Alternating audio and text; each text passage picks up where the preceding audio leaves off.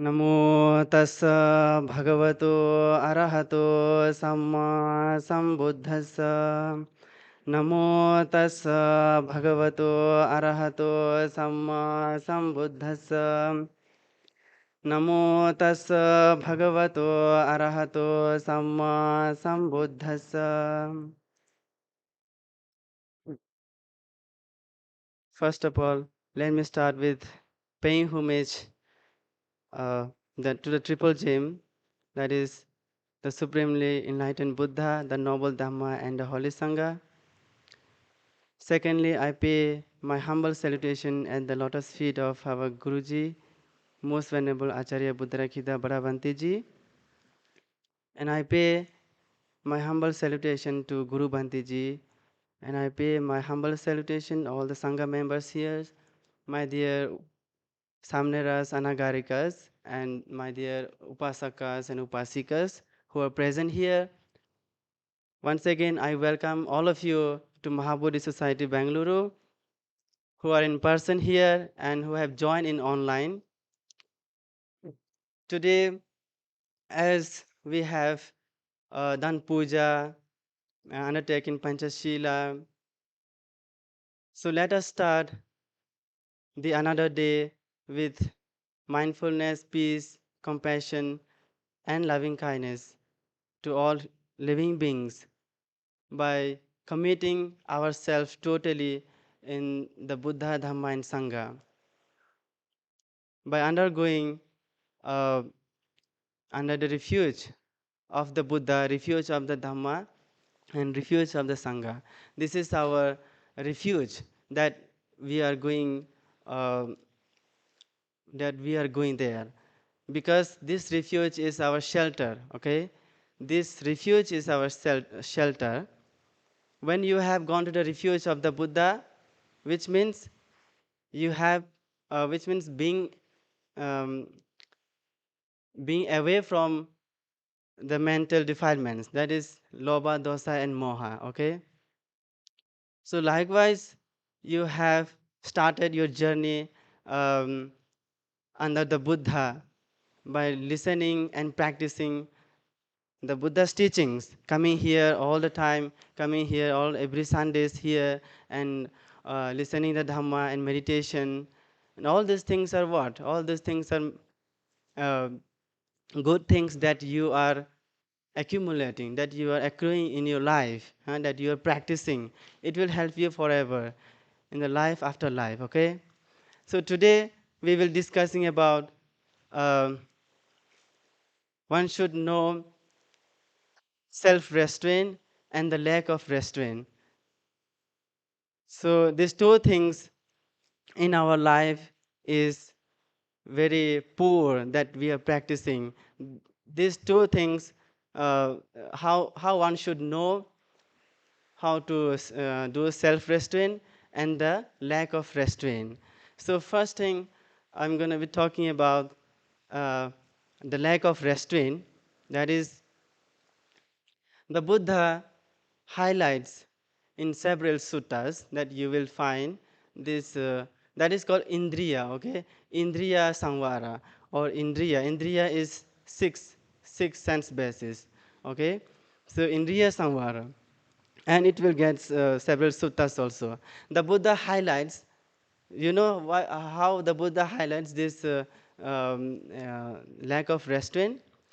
Highlights the dangers of the lack of restraint over the six, especially over the six sense faculties. Okay, six sense faculties we have. No, these six sense faculties that we used to say, air, uh, eye, air, nose, tongue, body, and the mind. These six sense faculties. This is the six sense door. Okay, and each one of them have their own direction. Accordingly, own direction they are taking place. Huh? This symbolizes an unrestrained. This symbolizes unrestrained our mind, but that is dominated by our sensual desire, sensual pleasure. It is dominated, okay, by this sensual pleasure. These sense faculties, uh, though it is vital for the experiencing of the world, but also, also these doors through which enters, through which enters greed, hatred, attachment, and ignorance. Okay, these are enters. Huh? When it enters, like imagine the water. Huh? Imagine the water. It's capable of both. It's capable of both. And the water nurturing the land and also devastating it. So similarly, the senses, our senses possess. Okay, our senses possess the power to either uplift us or drown us in confusion or conflicts or whatever. Huh? These senses, without mindfulness, okay, without mindfulness and awareness and self-control, these senses become relentless forces, okay, and this will dragging us in different direction, countless meaningless. It will become meaningless in our life when it drag us, okay. So we just end up in entangled by desire constantly. Huh? So try to understand what the Buddha says. But the Buddha's message is not one of the condemnation. He does not simply tell us to shut off our senses. He does not tell us to shut off our senses, and for that would be an impossible task. Instead, he tells us to understand correctly, to restrain, and finally to master them. Okay. So likewise, we should learn, and just it is just as the skillful charioteer skillful charioteer controls the horse pulling the cart. We too must learn to guide our senses as well. Okay, so you know what happened. You know what happened when we lack of our self restraint, when we lack of our sense restraint, uh, our desires, our desires overwhelm us. Our desires overpower us. Huh? When it overwhelms us, then we are just inclined to there only. So we can't even control ourselves. Okay, we crave what we see. Okay, with our eyes. Huh? Think about it. With our eyes, we crave what we see, and we crave what we hear. We crave what we smell, what we taste, what we feel, and what we think. Huh? So this this will our minds become restless. Okay, our minds become restless at that time. So what we should do there, because our minds only this restless this restless mind breeds suffering only. Huh? Because all these are only for short term. Okay, all these are only for short term sensual pleasures. Huh? So this sensual pleasure that we are taking in our worldly life, that is Buddha wants to tell us that it's only for short term sensual pleasures. They arise, they arise only, they arise, they stay for a moment, and finally they fade away. So likewise, they are just, this is called anicca. We have to understand anicca. If we chase them endlessly, then we are caught in a cycle of dissatisfaction. Dissatisfaction arise. We never ever truly satisfied. We never ever truly satisfied, and always we are hungry for more and more. We are wanting more and more. We are hungry, and this is called this one. This is called greedy, lobha. Okay, as it enters. Let me tell you, in the Chapanaka Sutta, Buddha has stated. In Chapanaka Sutta, the Buddha has stated that having seen a form, that is matter, rupa, having seen a form with the eye, with the eye, then having seen a form with the eye, that is attracted, okay, that we are enchanted, okay, to that, to the pleasant form, huh?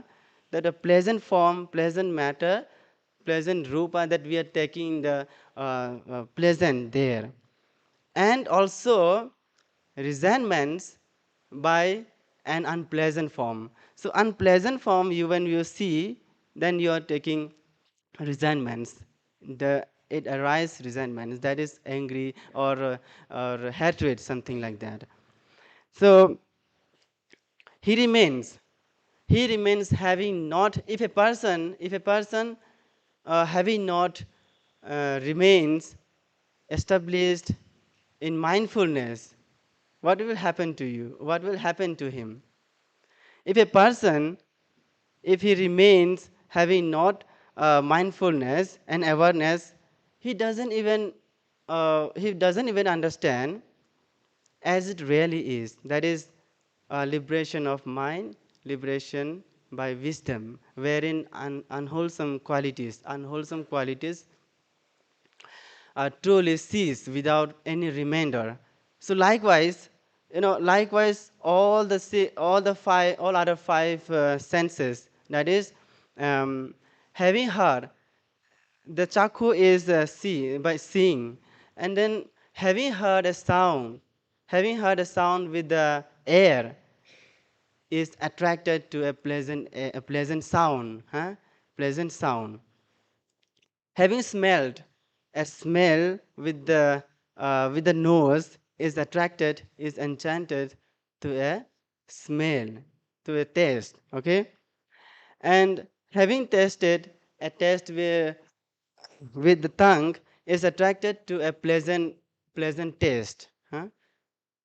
Then having felt a touch with the body, okay, with the body, having felt a touch with the body is attracted to a pleasant touch only, that we are taking the pleasurable with the touching body and with others, huh? So, and what happened with the mind? Having cognized a mind object with the mind is attracted to a pleasant object. That object, mind is only for object. Huh? Objective that comes in our mind and hit, and we are receive it. Then we receive it, and we take a pleasurable with that object.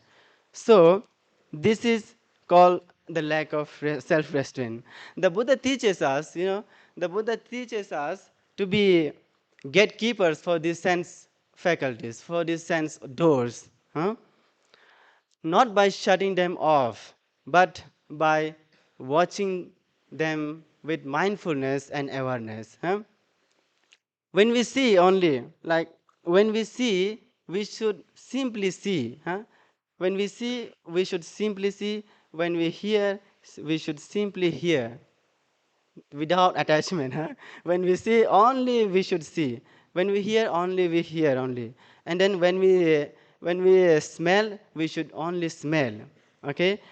When we taste, we should only taste only. But that should be without grasping, that should be without rejecting, that should be without an attachment, okay? So we should remain, likewise, we should remain forever. We should remain steady. Buddha says we should remain steady like a rock unmoved by the waves. By the waves, rock are unmoved, no? So, like that, we should remain. Buddha says in this sutta, Buddha says, suppose a man catch six animals, okay, six wild animals, uh, each with a different, each animals with a different range, different qualities, different pasture, huh? And each, uh, so with that, this one, and this man uh, ties each one of them with a strong rope. With a rope, he ties and he bind it all. Okay, he bind it all. he would catch he would catch a snake. So in these six animals, he would catch a snake, okay, snake, and then bind it with the strong rope. So again he would catch the crocodile, okay, and again he would catch a bird, a dog, a jackal, and a monkey. So these six animals he catch and then bind it. Um, he would bind it, all of them together, with a knot in the middle.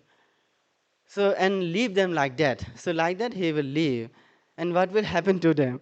So they will just they want to run away, right? They want to run away. They want to go their own pasture. They want to go their own places. So they will do something else, right? To free, to be released. So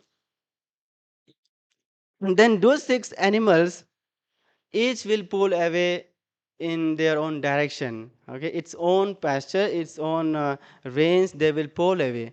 So the snake will pull away, thinking I will go into the anthill. Okay, I will go into the anthill, and the crocodile is thinking I will go into the water. So crocodile place is only water, no? So crocodile is thinking only I will go to the water.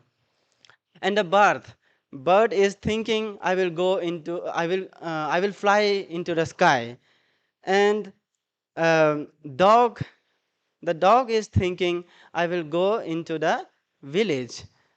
And the jackal is thinking, I will go into the charnel ground. And the monkey is thinking, I will go into the forest. So likewise, they are trying themselves to be released, to be free. Now, now what happened to them? When those six animals became internally exhausted by trying themselves not to be released, when they are exhausted internally, then they would surrender. They would surrender and they would come under the control of whichever among them was the strongest one. So strongest one was they will just remain there. Huh? So according to the author, according to the writer, this sutta was written by our Bhikkhu, Thanisaro Bhikkhu. So according to him, uh, these these six internal sense doors are represented by in the simile of these six animals. Okay, six animals. As snake is an eye, huh? And crocodile snake is an eye, and crocodile is an ear, and bird is a nose, and dog is a what? Dog is a tongue, and jackal is the body, and monkey is the mind. So these six sense doors are represented in with this. The strong rope that used, the strong rope that used to bind all of them together, that represents tanha. Okay, try to understand. That strong rope used to bind all of them, it represents tanha.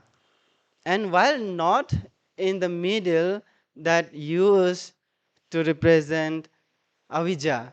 So avijja is ignorance. So avijja and tanha. So we can find two there. So avijja and tanha is the most and most strongest one there. So they will remain there only, right? So you think like this, our mind also remain with this avijja and then tanha. It dominated us, okay? So you understand, right? One who has not practiced, okay? Buddha says, Father, one who has not practiced and cultivated mindfulness has no restraint, especially over the six sense doors, over the six sense faculties. As a result, what happened? As a result, there is attraction. Only there is attraction towards pleasant objects, okay? Sense pleasant objects. And leading to accumulation of the mental defilements. So these mental defilements are arising if you are not control yourself. Huh? This 10 types of dasakilesa it is called.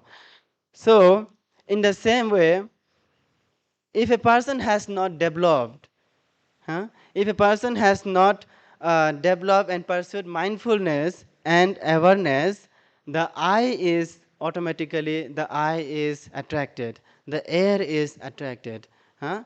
And the smell is attracted, huh? And tongue is attracted, body is attracted, and mind is attracted. Okay, so this is called lack of restraint. So we have to restrain ourselves with the six sense faculties. So then only we can find a way to get out of the suffering. Okay. So and what Buddha says further, and what is the self restraint? The above is that is the lack of restraint. What is the self restraint then here? Buddha says it is totally opposite from being attracted to a pleasant form, pleasant taste, pleasant this one. With the six sense, with the six doors that we are taking pleasant, it is totally opposite. Okay, so likewise other five sense too. So he understand as it really is. He understand which is liberation. He understand which is by liberation, wherein unwholesome mental qualities cease without any remainder. Okay, so one when one has a restraint of the sense doors through the cultivation of the mind, through the cultivation of mindfulness, there is neither attraction, there is nor repulsion, huh? There is no repulsion of the pleasant sense objects. There is only cessation of the mental defilements. There is only cessation of the mental defilements, that mental defilement that deceive us. Okay, you know the defilements that deceive us. uh, if you are not aware every time, all the time, if you're not becoming aware of your senses, then you will be deceived by the defilements. Okay, so try to understand, and all those mental defilements kick out away. So, and it leading to liberation of the mind, liberation, and then it will lead to the liberation of the mind and liberation by the mind. That is called Chittu Vimutti and Panya Vimutti. This call, okay? So Chittu Vimutti is liberation of mind, and Panya Vimutti is liberation by wisdom. Huh? So let us guard our doors. Let us guard our doors likewise, like that. With mindfulness, compassion. In this way, we free ourselves. Huh? We free ourselves from the endless storm of desire, huh? Desires, aversion, ignorance, all this mental kilesa, mental defilements. We step onto the path of clarity and awaken. Okay, we step onto the path to the clarity and awaken ourselves, like Lord Buddha has awakened, and he awakening us again. So his teachings enlightening us, awakening us all the time when for the truth seeker. Okay, so this clarity awaken is where we find where the joy, peace, and happiness find, and it found there only, not in the indulgence, not in the sensual pleasure, not in the indulgence, but it find in freedom only. Freedom is higher abode. Freedom is that is nibbana. Okay, so we have to strive. We have to strive for that. So let us reflect upon on these teachings in our day-to-day life and put it into our practice, put it into our action, so that we can which means we are the accumulating of the good qualities for the spiritual progress, for the nibbana. Okay, so I hope you understand with this time off. So with this, I'm conclude here. Thank you so much, Bhanteji. May all beings be happy and well. So, that's all. That's all.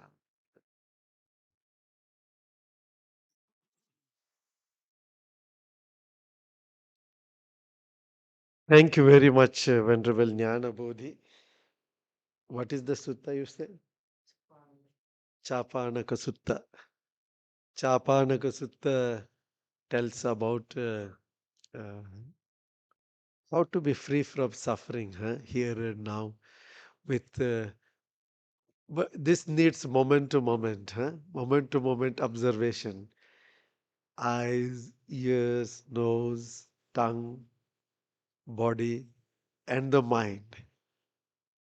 So we can create suffering or we can create happiness. If we restrain means if we manage these doors, six doors, who is entering, then we can manage our happiness. If you allow, say, for example, a thief or somebody in your house without guarding the doors and gate, and that fellow comes and creates a havoc and injures or tries to steal or whatever, then can you sleep peacefully at that time? No. You will be in fear, worry, and anger. All kinds of things can happen. But if you are guarding and you know, okay, this is the sense object that I have seen. If I produce greed, hatred, if I produce greed, oh, this is nice, I want. If I say hatred, oh, I don't want, then it will be confusing. But if you are mindful and watch it and guard it, instead of greed and hatred, you may produce compassion. You can produce mindfulness. You can uh, produce uh, what action to be taken, what action, skillful action, beneficial action. So these sense interactions are going on constantly.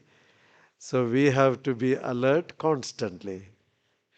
To develop that constant mindfulness is why we practice meditation. The more we practice meditation, mind becomes more sensitive to observe this activity so that we can manage our mind. So there was comparison, no? So,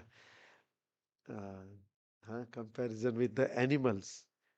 Animals, when mind is compared to monkey, uh, mind is compared to monkey, like monkey jumps here and there, no? Mind jumps here and there. So let us manage our monkey mind. uh, Monkey mind to monk mind. Uh, we will transform. Very good, very good. If you just contemplate, you don't know what power you have. Eyes just looking. Now you are gazing here at me and here. This is energy. Just observe.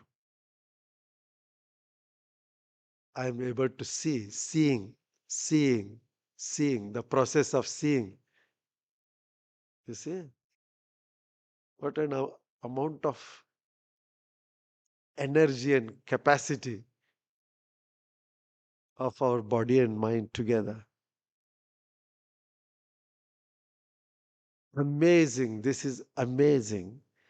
Just imagine if you have no eyes and you can't see.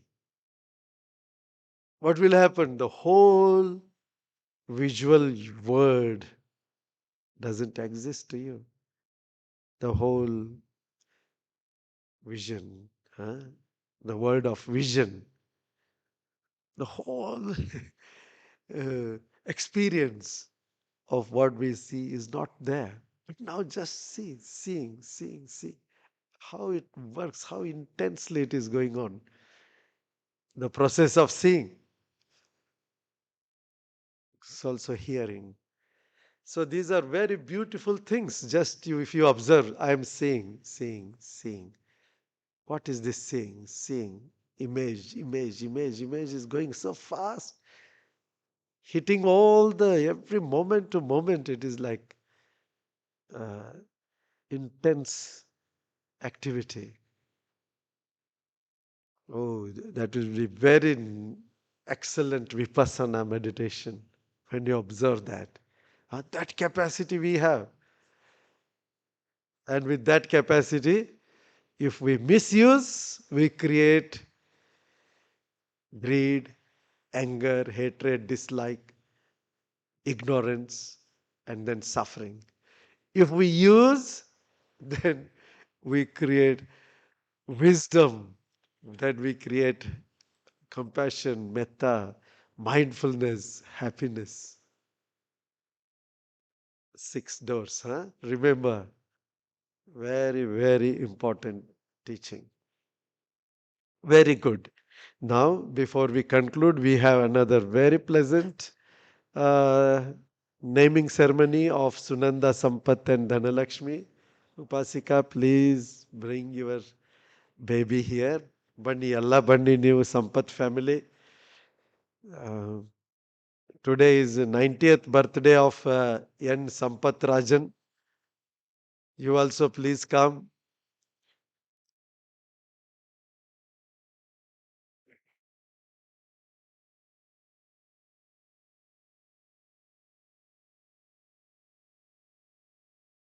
Bandi Amma, please come. Bring the baby. 90th birthday उपासक संपर एक chair देना पड़ेगा उनको दे दो